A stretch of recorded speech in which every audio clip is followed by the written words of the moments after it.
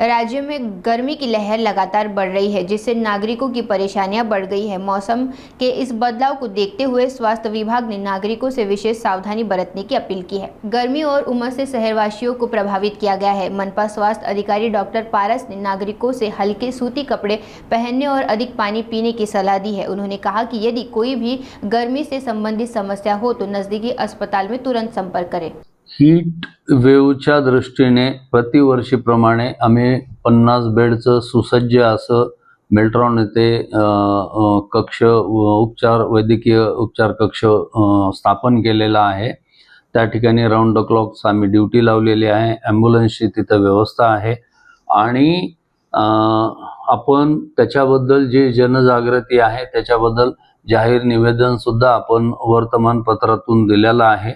नागरिकांना मेनली त्यांनी जी घ्यायची काळजी आहे, उन्हाच्या दुपारी 12 ते 4च्या दरम्यान अननेसेसरी खूपच काम असेल तरच घराच्या बाहेर पडायचं आहे। उन्हामध्ये अनवॉन्टेड फिरायचं नाहीये। लूज सुती कपडे घालायचे, पाणी जास्तीत जास्त प्यायचं आहे आणि तसं जर काही जाणवू लागलं तर ताबडतोब प्रत्येक एरियामध्ये आपला महानगरपालिकेचा दवाखाना आहे, आपला दवाखाना आहे, आरोग्य वर्धिनी आहेत।